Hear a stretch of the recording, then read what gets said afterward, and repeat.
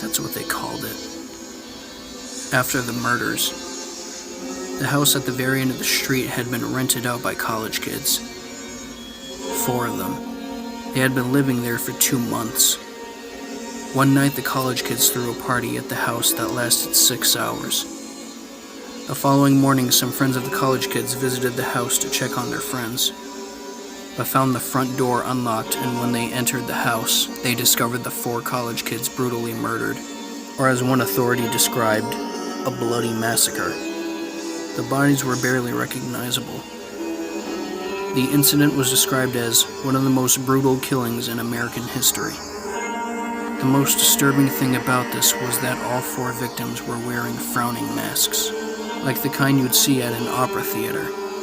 One face would be smiling. The other would have a sad, frowning face. When news reporters asked police about any possible suspects, one officer commented that, with the face masks, I'd say this was the work of a serial killer. Since no one saw what happened, let alone who did it, police had no leads to investigate further. The killer left no evidence or traces for investigators to identify a suspect. Nothing could be done about it. Anyways, that was 2 months ago. My name is Chris. I'm a junior in high school. My problems mainly consist of homework, dealing with the school's top basketball player, Ricky Faz, who, when he's not playing basketball, loves to harass me. But I think my biggest problem of all is May. She's on the school cheerleading team. She's beautiful, smart, charming, and a senior. The only problem is that her last name is Faz. That's right, she's Ricky's little sister. Every time I get the guts to go and talk to her, Ricky appears from nowhere and does something to make me look stupid in front of her. She's sweet enough to scold him for it, at least. We also live next door to each other. Sometimes I get lucky enough to catch her outside and we chat for a few minutes. She's very nice and she seems like she really enjoys talking to me. This morning before school, I saw her outside and went out to meet her. She seemed a little upset. I asked her what was wrong, and she explained that she had planned to throw a graduation party this weekend, but her parents said no one was allowed in the house. Just then, her brother came outside and asked what we losers were talking about. Before I could tell him to mind his own business, May tells him that she has no idea where to throw a graduation party before the school year is over. He says he knows a place that's empty that she could use. Where? She asks. I'll tell you on one condition. You have to invite me. May got a confused look on her face. But you're not even graduating, she said. So what? I still like to party. But if I don't go, you'll just have to find someplace else. May eventually gave in. Okay, fine. You can come. Sweet! Ricky cried. Now where is this place you were talking about? May asked. In the murder house, he answered. What? May asked in shock. You said you wanted a place to throw your little party, right? Well, that's the place. Take it or leave it, Ricky said. May had a thoughtful expression on her face for a few seconds before she finally agreed. Alright then. Cool, Ricky said. See you losers at the party, he called to us as he walked back into the house. Chris, you're coming too, right? She asked me. Yeah, of course, I assured her. Great, she said and turned and went back into the house. Well, this weekend I was going to a party that once housed the victims of the most gruesome murder in American history. Not to mention Ricky is going to be there. But on the bright side, May was going to be there. This could actually be a fun party. What could possibly go wrong? It was Friday night. The party was tomorrow. I was sitting at my desk in my bedroom. I was trying to focus on my homework, but I just couldn't. I couldn't stop thinking about the party. Was it really a good idea to have a party at the murder house? Would anyone even come after what happened there? Well, 2 people seemed to be okay with it. But what bothered me most is that the killer is still out there. He could be anywhere. What if he decided to go back to the house during the party? No, that's ridiculous, I thought. Criminals don't ever return to the scene of the crime. Do they? No way. I stood up from my desk and went downstairs to get a bottle of water from the fridge. After I got my water, I walked past the living room to find my parents on the couch watching the news. The newscaster explained that a nearby Halloween store was robbed by a masked man. A few masks were stolen, but nobody was hurt. Some people will do anything to trick or treat, I joked to myself. Later that night, I'm laying in my bed. Thoughts about masked killers raced through my head. I thought about the man that broke into that store and stole a couple of masks. Could the robbery and murder be connected somehow? Could it be possible that the killer is the same guy who robbed that store? Maybe. But was it really? Oh well, I thought. There's no way he'll go back to that house. That would be a dumb criminal move. Well, there's no reason to worry about it now, I thought. I rolled over on my side and closed my eyes and slowly drifted off to sleep. My eyes shot open when I heard it. What was that? I thought. I laid still, carefully listening for the noise again.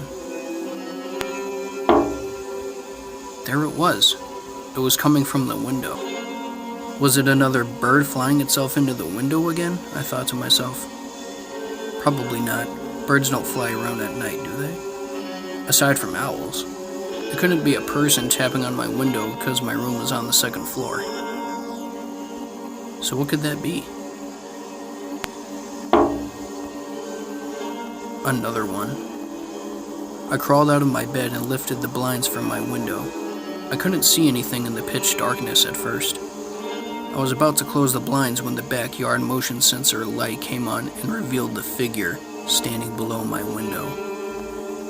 He was tall. He was wearing a mask, the same mask as the killer, the same smiling opera theater mask. I was frozen in fear. There was no way this was real. I looked away and closed my eyes. He's not there. He's not there. He's not there. I kept repeating this to myself for several more seconds before I finally turned back to the window. He was gone. I was relieved for a second that he was gone. Was that real? I thought. Definitely not, I concluded.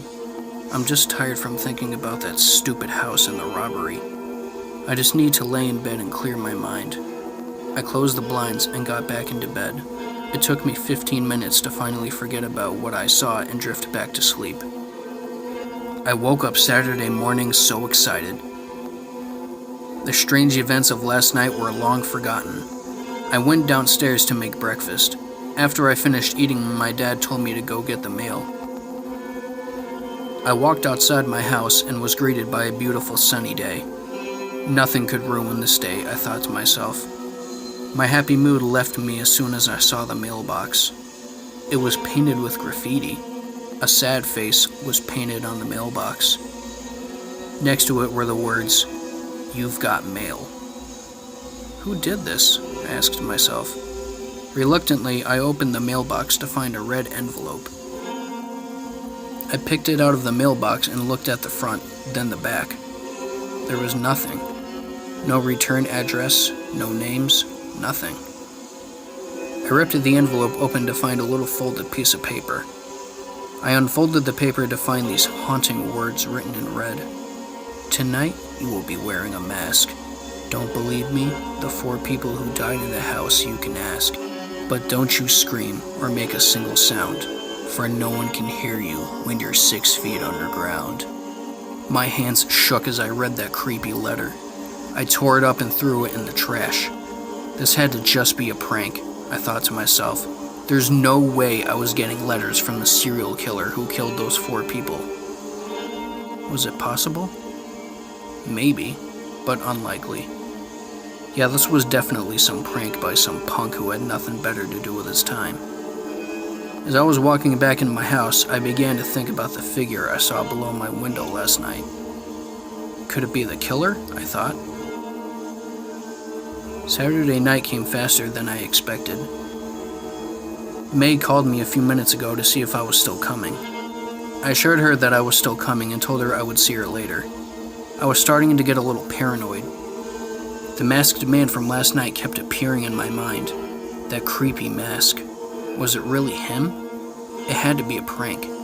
I can't count how many times I've told myself that. I almost thought about skipping the party tonight, but then I would think about May.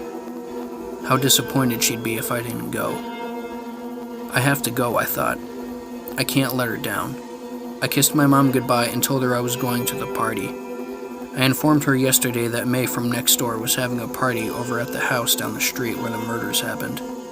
She was obviously against the idea, but I assured her it was safe. Reluctantly, she let me go, yelling for me to be careful as I walked out the door. The sun had set, but not enough to be completely dark. The night was cool for the summer.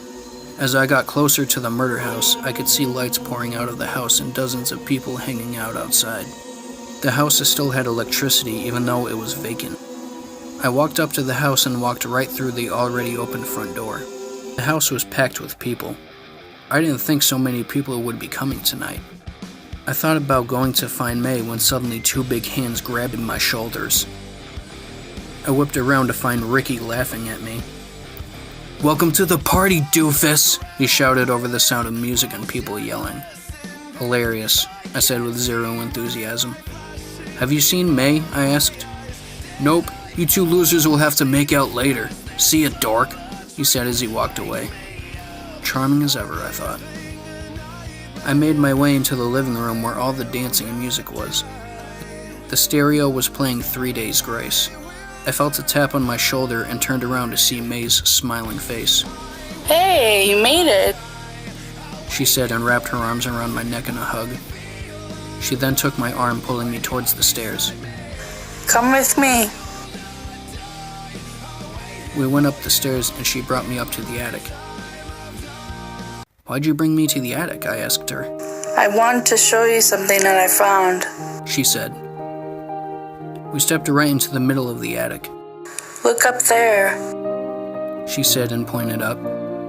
I looked up to see a skylight in the ceiling. I always wanted one of those. I love looking at the stars at night. She said. The stars were very pretty. Have you ever seen a more beautiful sight? She asked. I looked at her. Actually, I have. She looked at me and smiled. I leaned towards her and she did the same. Our lips almost touched when suddenly the lights went out. Screams erupted from downstairs. May pulled out her phone and used the screen to light our way through the attic.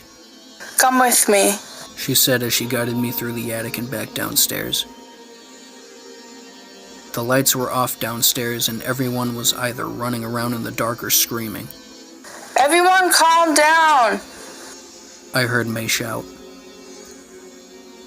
I leaned down to May's ear so she could hear. I'll go outside to check the circuit breakers, I said. She nodded in agreement and walked off to calm down the guests.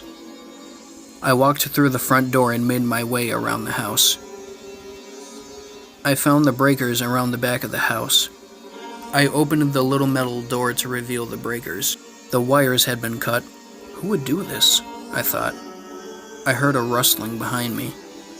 I turned around to see him, the killer with the smiling drama theater mask. I froze in fear, not knowing what to do. The killer then sprinted towards me. I quickly turned and ran back around to the front of the house. I burst through the front door and was met with odd stares from everyone. May walked up to me. Chris? What happened? What's wrong?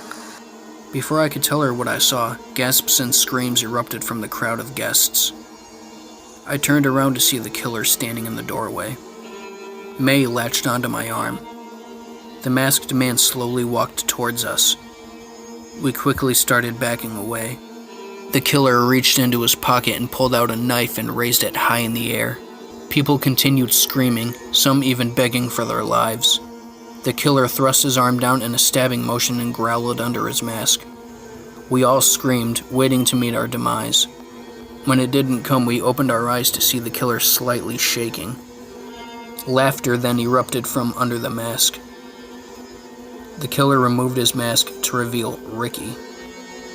"If only I had gotten that on camera," he said through his fits of laughter. May stepped forward and slapped his arm. Ricky, that wasn't funny. She screamed. "Yes, it really was," he cried and continued laughing. Before she could scold him more, we heard what sounded like a rumbling from the staircase, like someone had pushed a box down the stairs. But what came tumbling down the stairs wasn't a box, but a person.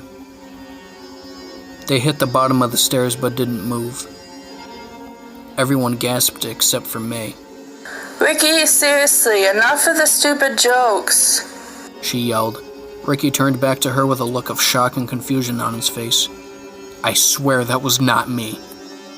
Yeah, sure it wasn't. That's obviously one of your little dummies, said May. She walked over to the body laying on the floor. She lifted up the head to reveal that the person was wearing a frowning mask, the kind the killer put on his victims. Ricky, I'm done with your games, she said as she pulled off the mask. But it wasn't a dummy. It was a real person. A boy around our age. Once May saw that he was real, she screamed and dropped his head and ran back to us. Just then we heard heavy footsteps coming down the stairs. A figure came into view as they reached the bottom step. It was another masked killer, but this time he was real. Everyone screamed and ran out the door. May and I were the last ones. I grabbed her hand and pulled her towards the door. I felt a pull and realized the killer had grabbed May. She started screaming for me to help her. I ran up and clocked the killer in the side of the mask. He let go of May and turned to face me. He leaned his head back and headbutted me. I stumbled backwards. Groggy from the hit, my vision started to blur. I then felt a sharp pain in my arm as the killer stabbed me. I screamed in pain and heard May scream as well. I was then tossed to the ground. My vision started to clear up, but then the killer was on top of me, his ugly smiling mask inches from my face. He raised his knife and brought it down on me. I reached up and grabbed his wrist. He was incredibly strong. He grabbed my throat with his other hand and proceeded to choke the life out of me. I was fading fast. I felt something drip on my face. I realized it was my blood on the knife from when he stabbed me. I was slowly losing consciousness. Just when I was about to pass out, something whacked into the side of the killer's face. He tumbled off of me. I turned my head to him. He wasn't moving. I looked up to see May holding a wooden board. She dropped it and helped me up. Are you okay? She asked. Yeah, you? I asked. I'll be fine, she said. She looked down at the killer and gasped. I quickly turned around expecting him to be getting up, but he still wasn't moving. But his mask had come off to reveal an older man, probably in his 40s. That's my Uncle Vince, I heard May say. What? I asked, thinking I didn't hear her correctly. This is my uncle. He went missing a year ago. I hugged May in my arms to comfort her.